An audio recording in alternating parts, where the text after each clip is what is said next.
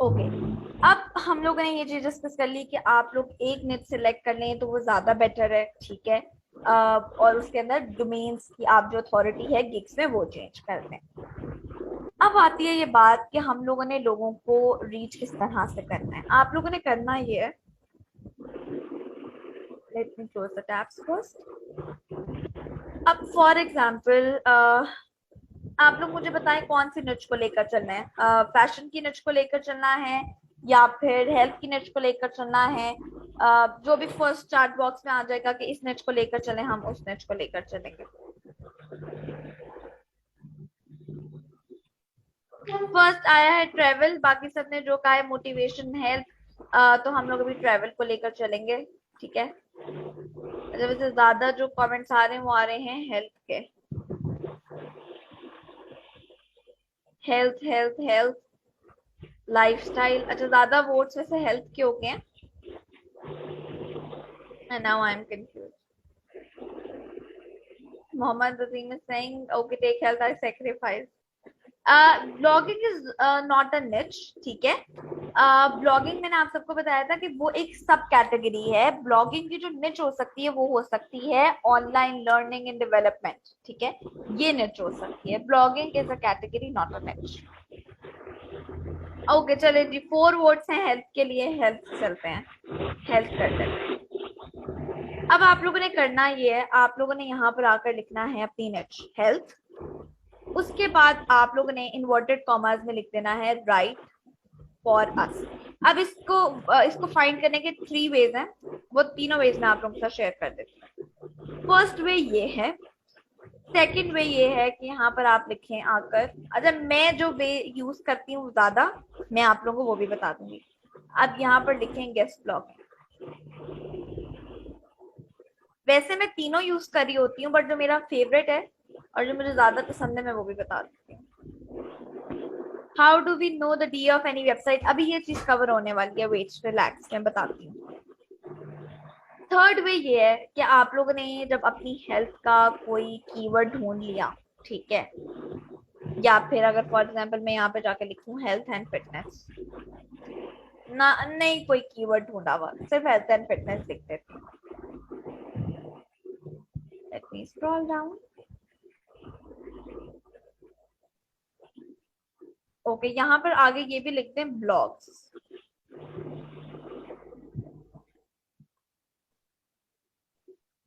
यहाँ पर आपको लिस्ट भी मिल जाएगी, ठीक है।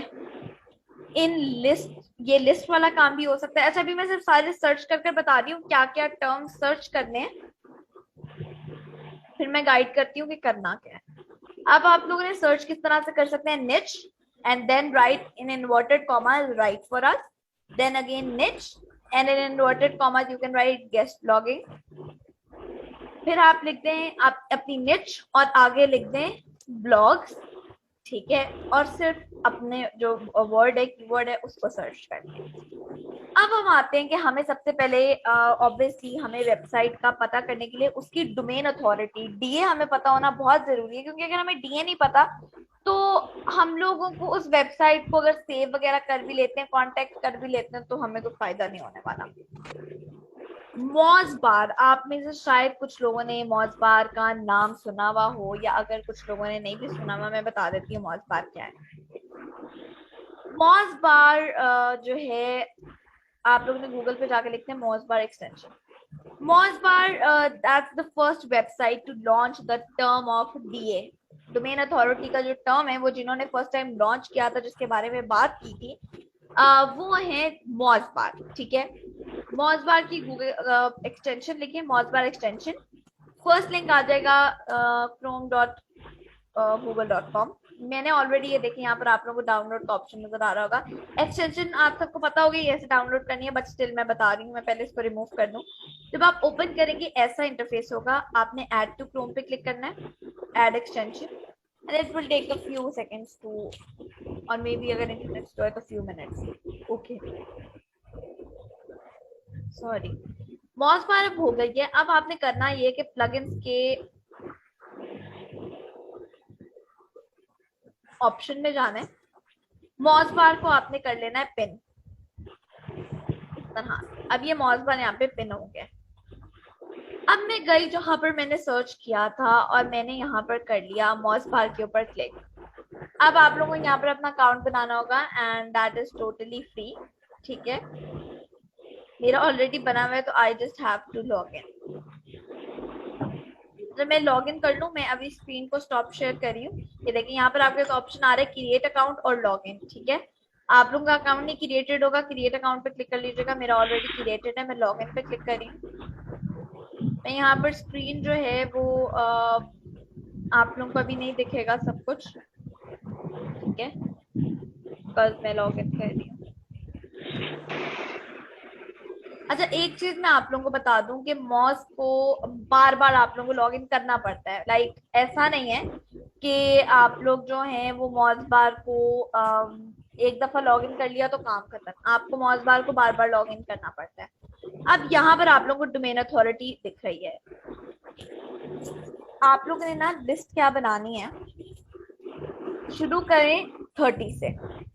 डोमेन अथॉरिटी जिनकी 30 हो उनसे स्टार्ट करें और उसके बाद जितना हाई जाता है उतना हाई आप बेशक उसको ले जाएं और उसके बाद आप उसके ऊपर गिग्स बना लें। मतलब कि I will do guest logging for health blogs and आगे डोमेन अथॉरिटी 30, DA 40, DA 50, फिर आपके पास हर डोमेन अथॉरिटी के अवेलेबल होंगे।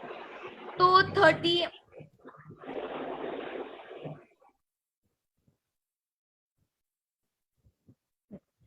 तो डोमेन अथॉरिटी आप लोगों को इस तरह से पता चल जाएगी। ठीक है, सेम अगर हम इस पर जाएं, मैं जरा पेजेस को रीलोड कर लूं।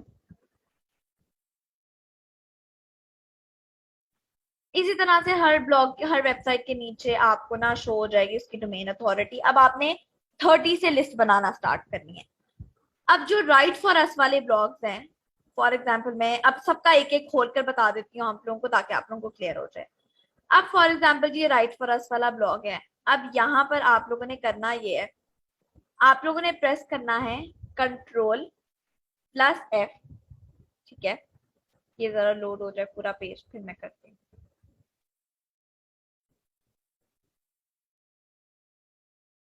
अच्छा, जब वेबसाइट खोलते हैं तो उसके ऊपर भी आप लोगों को मॉस बार का एक प्रॉपर्टी शो हो रहा होता है। अच्छा जी, Ctrl+F क्लिक कर आप लोगों ने जो @ का साइन होता है ना उसके ऊपर उसको सर्च करना है। अच्छा, अब यहाँ पर बहुत सारे हमारे पास एड्स आ रहे हैं। अब हमने देखना ये है, फाइंड ये करना है कि अगर हम लोगों को इन लोगों को ब्लॉग सबमिट करवाना है तो हमें कौन से वेबसाइट कौन से ईमेल के ऊपर इन लोगों को वो करना पड़ेगा रीच। अच्छा, या तो आप लोग फुल स्क्रॉल डाउन कर लें तो यहाँ पर आप लोगों को मिल जाएगा। अच्छा, एक चीज और पॉसिबल है, हर वेबसाइट पे आपको दो चीजें मिलेंगी। पहली तो ये कि कोई ईमेल मिल जाएगी, दूसरा उनका कॉन्टैक्ट अस का फॉर्म मिल जाएगा। ठीक है,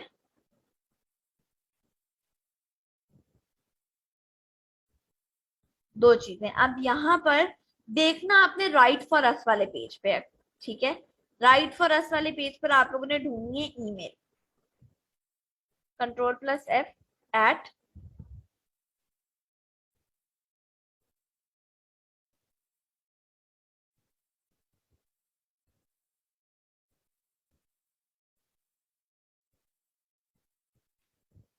अब यहाँ पर आप लोगों ने पढ़ना है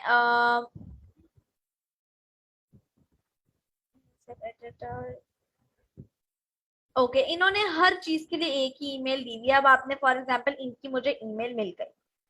अच्छा, जिनके कॉन्टेक्टर्स वाले पेज है, मैं कॉन्टेक्टर्स पेजेस रेकमेंड नहीं करती हूँ क्योंकि कॉन्टेक्टर्स पेजेस वाला सीन ये होता है कि वो सब ना ईमेल एक ही फॉर्म में चली जाती हैं।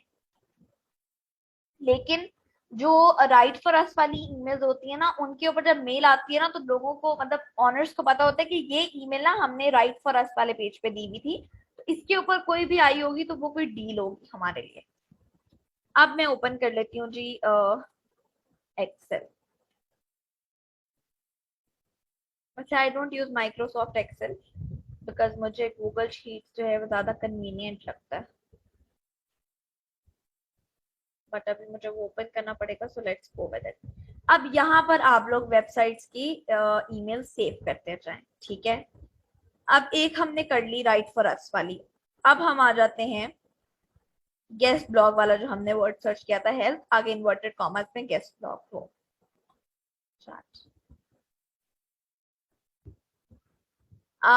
डीए और पीए मैंने समझाया था, मैं दोबारा समझा देती हूँ। लेकिन जिस तरह से ये है effectivebusinessideas.com, ये जो .com, .net, .org और जॉन जॉन से और होते हैं, ये जो हम नेम सिलेक्ट करते हैं इसको कहते हैं डोमेन। डोमेन अथॉरिटी क्या चीज है, डीए, कि इस डोमेन की अथॉरिटी गूगल की नजर में कितनी है, उसको 100 के स्केल पे रैंक किया जाता है, ठीक है। जिसकी अच्छी अथॉरिटी होती है 60, 65, 40, 45। पीए क्या होता है कि उस स्पेसिफिक पेज की अथॉरिटी कितनी है। जिस तरह से ये आप इनका इसी वेबसाइट को देख लेते हैं। अब इनके राइट फॉर अस वाले की अथॉरिटी 38 है। पीए मतलब राइट फॉर अस वाला जो एक पेज है उसकी अथॉरिटी कितनी है। अब अगर मैं एडवर्टाइजिंग वाले पेज पे जाती हूँ,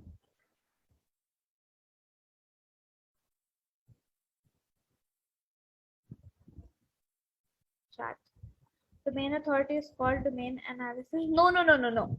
डोमेन, अब देखें एक मिनट, पहले मैं जरा ये एक्सप्लेन कर दूं, मिस इकरा का आंसर कर दूं, फिर मैं आपको बताती हूँ।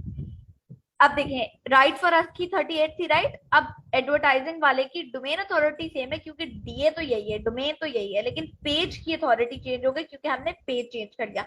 मिस इकरा, अगर आपको क्वेश्चन क्लियर हो गया तो लेट मी नो, यहाँ पर यस टाइप कर दें। Domain authority is called domain analysis, no. Domain analysis क्या होता है कि एक डोमेन की जो है सारी एनालाइज करना उसको, कि उसमें क्या फ्लॉज है, क्या सही है, क्या चीज है। Domain authority is not domain analysis, ठीक है। अच्छा, अब यहाँ पर क्या है जी, कि यहाँ पर भी आप लोगों को मिल जाएगी या तो इनकी ईमेल या तो कॉन्टेक्ट अस का पेज, ठीक है। उसी तरीके से आप लोगों ने करना है फाइंड, जिस तरह से मैंने आप लोगों को बताया, ठीक है। अच्छा सॉरी, ये तो सच ब्लॉग्स की लिस्ट है शायद, राइट? नहीं, guess, okay okay okay, got it got it got it. ये लिस्ट है, ये उन्होंने लिस्ट दी हुई है कि जी इस गेस्ट, ये वेबसाइट है जो कि गेस्ट पोस्ट एक्सेप्ट करती है। अब ये तरीका भी आप लोग कर सकते हैं कि आप लोग जो हैं वो गेस्ट लिस्ट निकालेंगे जी के हेल्थ, आगे गेस्ट पोस्ट, और उससे होगा ये कि आप लोगों के पास ना लिस्ट आप लोगों को मिल जाएगी कि यार ये वेबसाइट्स हैं जो गेस्ट पोस्टिंग एक्सेप्ट करती हैं। फिर उन वेबसाइट्स पे जाएं, उनके कॉन्टेक्ट इन्फॉर्मेशन निकालें और उनको यूज कर लें, ठीक है। फिर एक तरीका है जी के जिस तरह से मैंने सर्च किया गेस्ट हेल्थ एंड फिटनेस, उसके बाद जो भी फर्स्ट 2-3 ब्लॉग्स आए उन पर मैं गई और उनकी ईमेल एड्रेस निकाला और उनको कांटेक्ट कर लिया। अब मेरा जो सबसे जो है वो फेवरेट वे है ना, वो है ये वाला, कि ब्लॉग्स की लिस्ट निकालें और उनको करें। राइट फॉर अस वाला भी अच्छा है, मैं यूज सारे कर रही होती हूँ as I told before, but favourite ये वाला है। इससे काम की तरह थोड़ा सा जल्दी हो जाता है और मुझे करने में मजा आता है कि पहले लिस्ट ढूंढो और फिर जिन ब्लॉग्स, फिर उन ब्लॉग्स को मैं ओपन करती हूँ, उनके ऊपर मैं थोड़ा पढ़ भी लेती हूँ, चीजें भी हो जाती हैं।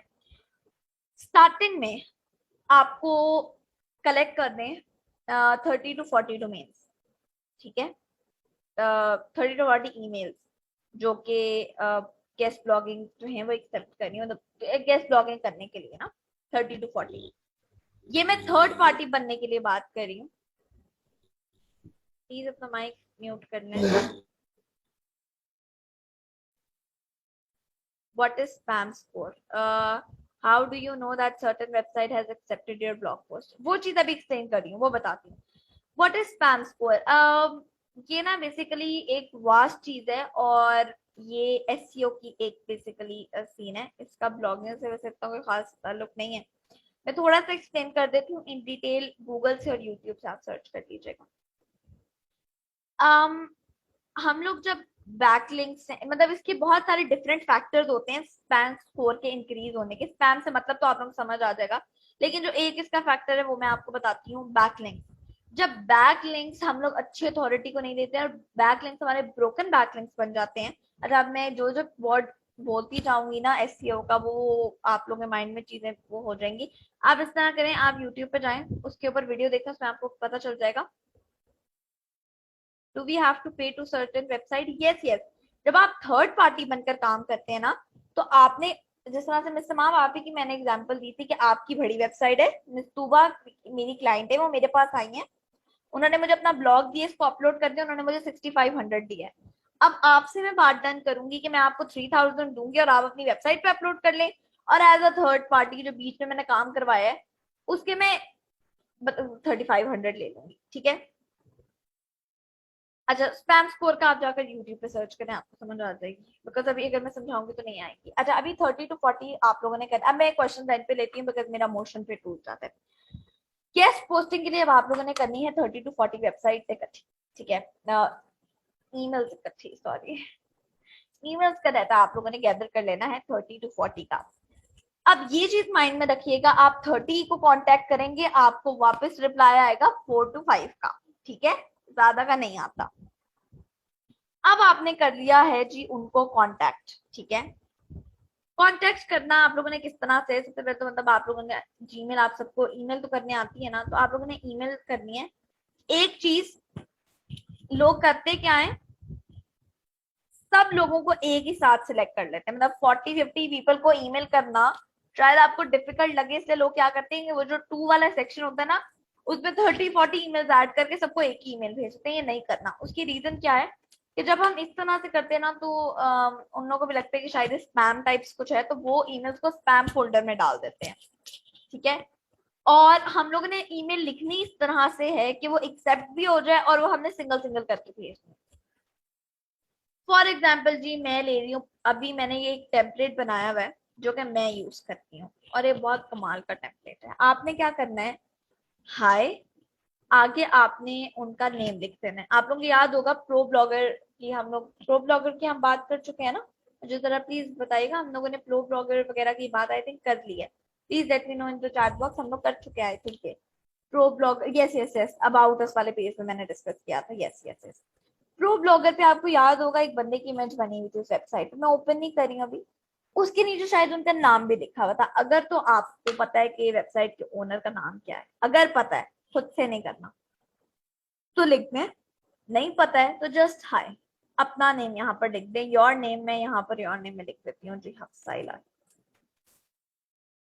एक चीज यहाँ पे, जो क्लाइंट होगा, मतलब मिस तूबा मेरे पास ब्लॉग लेकर आई है, मिस तूबा को मैंने यही शो करना है कि जिस वेबसाइट पर आपका ब्लॉग अपलोड होगा ना, वो वेबसाइट मेरी है, ठीक है।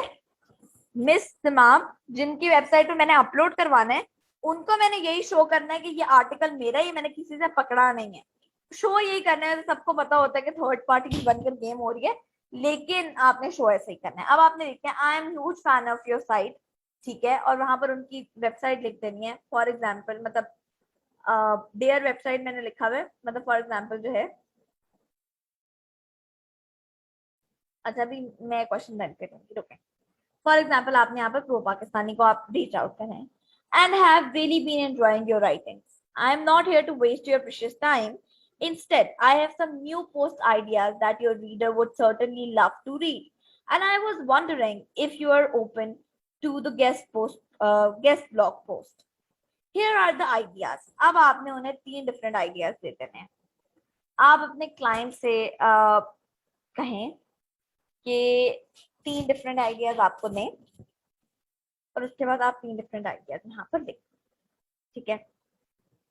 नीचे उन्हें बता दें जी वर्ड काउंट कितनी होगी, कंटेंट ओरिजिनल होगा, प्लेजरिज्म फ्री होगा। अब ये सारी चीजें उस बंदे को अट्रैक्ट करेंगी। अट्रैक्ट क्यों करेंगी, किसी को भी अपनी वेबसाइट पे ना प्लेजराइज जो है उसका मतलब होता है कंटेंट कॉपी पेस्ट करना, ठीक है। इसको भी हम डिस्कस करेंगे अपकमिंग लेक्चर में। प्लेजरिज्म जो है वो ये शायद हम कर चुके हैं, अच्छा, प्लेजरिज्म फ्री होगा कंटेंट, और ये चीज उनको अट्रैक्ट करेगी। It's my start and I can afford $20, I can afford only, यहाँ पर लिखते हैं आई कैन अफोर्ड ओनली। अच्छा, ये मैंने थोड़ी देर पहले ही बैठकर दोबारा लिखी है, क्योंकि मैंने कॉपी पेस्ट नहीं की थी, पर वो सेटिंग नहीं हो रही थी मेरे से।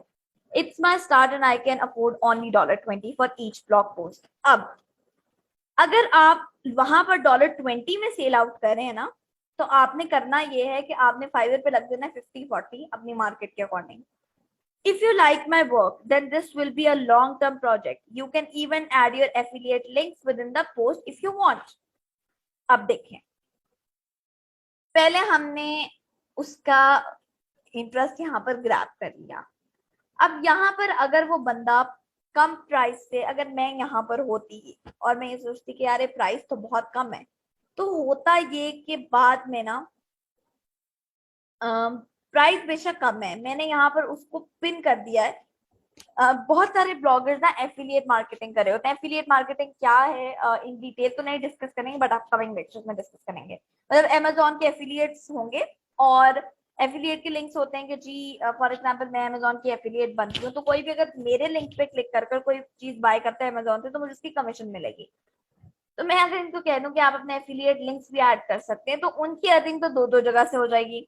पहली एफिलिएट लिंक्स, दूसरी जब उस ब्लॉग पर ट्रैफिक आएगी तो अर्निंग तो उन्हीं को जाएगी ना, बेशक ट्रैफिक हमारे पास भी आएगी कुछ.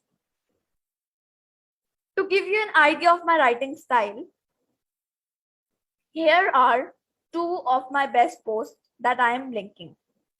अब या तो वो अटैच कर दें, अगर आपने कहीं पर अपलोड की हुई है तो वो आप लोग उसका लिंक अटैच कर दें.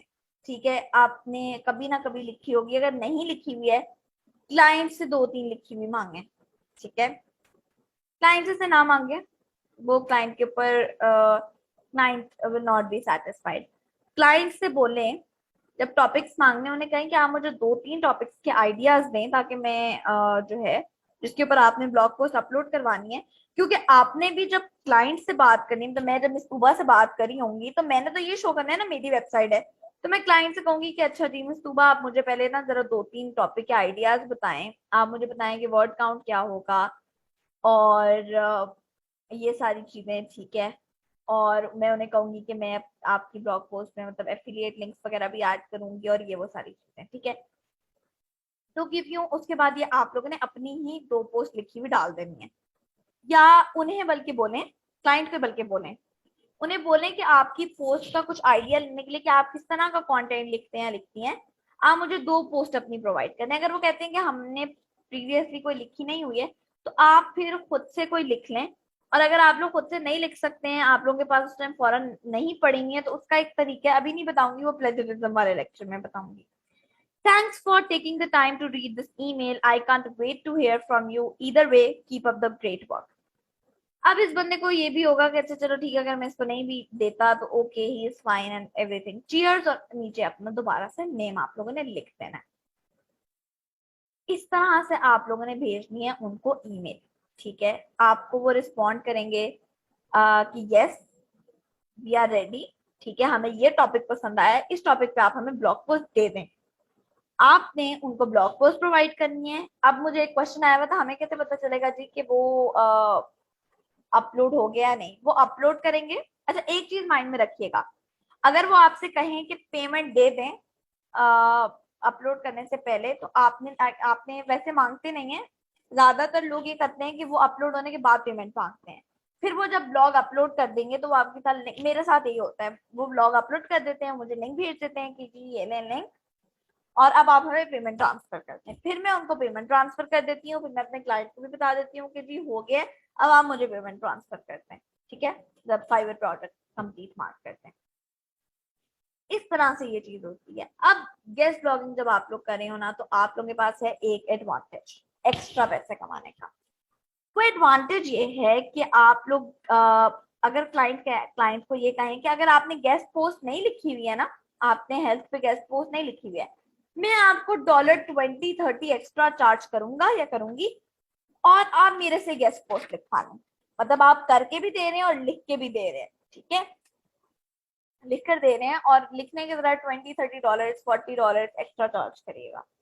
अब लिखनी किस तरह से? सबसे पहले तो आप लोगों ने अपना इंटेंट माइंड में रखना है कि वो किसी कमर्शियल इंटेंट से नहीं होनी चाहिए, वो इंफॉर्मेटिव होनी चाहिए. ठीक है, वो इंफॉर्मेटिव होनी चाहिए. इंफॉर्मेटिव होगी तो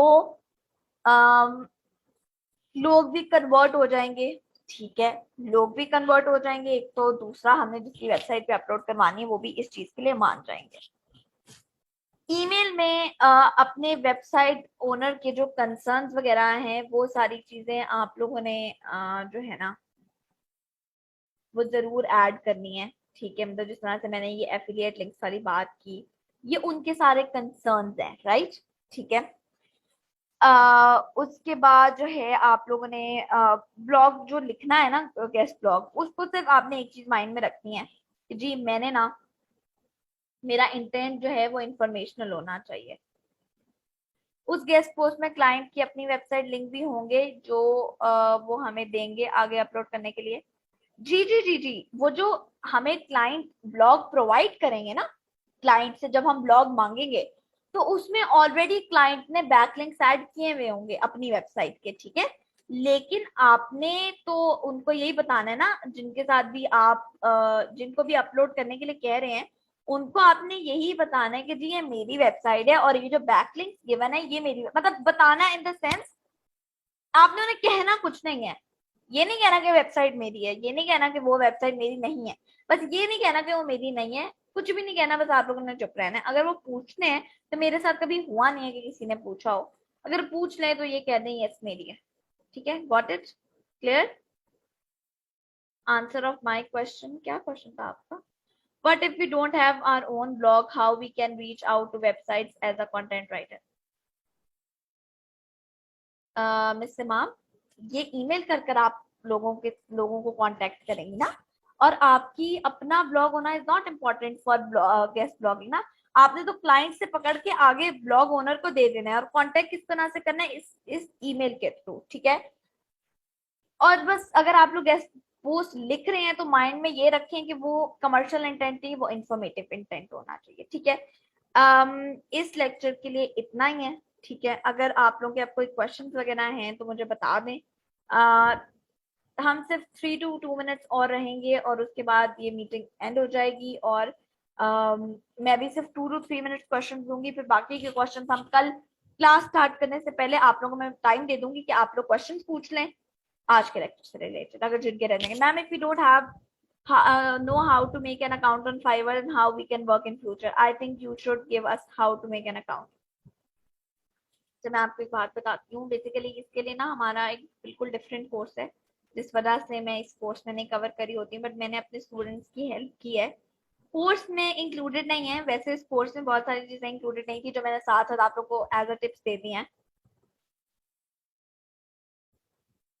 चलें, ठीक है, अकाउंट क्रिएशन और जो टिप्स है जो कि मुझे पता है क्योंकि मैं काम काफी टाइम से कर रही हूँ, तो वो टिप्स वगैरह मैं आप लोगों को दे रही हूँ। वो कोर्स में नहीं इंक्लूडेड है, but still I am giving for you guys, ताकि आप लोगों को दोबारा से किसी और कोर्स में फाइवर के लिए इनरोल ना करना पड़े। Obviously this course was already, मतलब इतना ज्यादा एक्सपेंसिव नहीं था, लेकिन फिर भी आप लोगों ने पेमेंट ऑलरेडी की हुई है, तो आई विल ट्राई कि मैं जितनी हेल्प कर सकूँ उतना मैं आप लोगों का करूँ। मैंने मतलब मेरा हमेशा ये होता है कि मैं जितनी भी हेल्प कर सकूं, बेशक जो चीज ट्रेनिंग में नहीं भी कवर्ड है, अगर मुझे पता होती है तो मैं जरूर बता देती हूँ। फाइवर के लिए एक सेपरेट लेक्चर हम लोग ना, लेकिन फिर ये देख लें ये ट्रेनिंग 7 डेज की नहीं जाएगी, ये ट्रेनिंग जाएगी 8 डेज की, क्योंकि फिर 8th वाले डे ना मैं जो हूँ पूरा हम लोग कवर करेंगे और वो सेशन लंबा होगा, इससे ज्यादा लंबा हो जाएगा, क्योंकि Fiverr is a very vast वो फील्ड और उसको समझाने में टाइम भी मुझे चाहिए। तो 8 डेज की होगी अब ये, और 8 डे पूरा हम लोग वो करेंगे फाइवर। अगर और भी कुछ सीखना है, अगर मुझे आता हुआ, तो फॉर श्योर मैं समझा दूंगी। Did you start your career from straight from Fiverr? Yes, अगर मैं आप लोगों को सही बात बताऊं तो मैंने पहले फाइवर सीखा था और मुझे बाद में कंटेंट लिखने का बहुत शुरू से शौक था। मैं जब आई वॉज इन 2 क्लास, मैं तब से बहुत अच्छा लिखती हूँ, मेरी टीचर्स भी मेरी बहुत तारीफ करती थी। मुझे स्टार्टिंग से, मैंने अपने शायद किसी लेक्चर में पहले भी बताया हो, मुझे लिखने का बहुत ज्यादा शौक था स्टार्टिंग से, बहुत ज्यादा। तो और लेकिन मैंने स्टार्ट अपना कैरियर फाइवर से ही किया था। Ma'am, do we have to mention the searches of keyword in our blog? No, no, no, no, no. No, no, you don't need to cover it. Okay, guys, now we are ending the session. Thank you so much for watching, and inshallah, I'll see you guys tomorrow.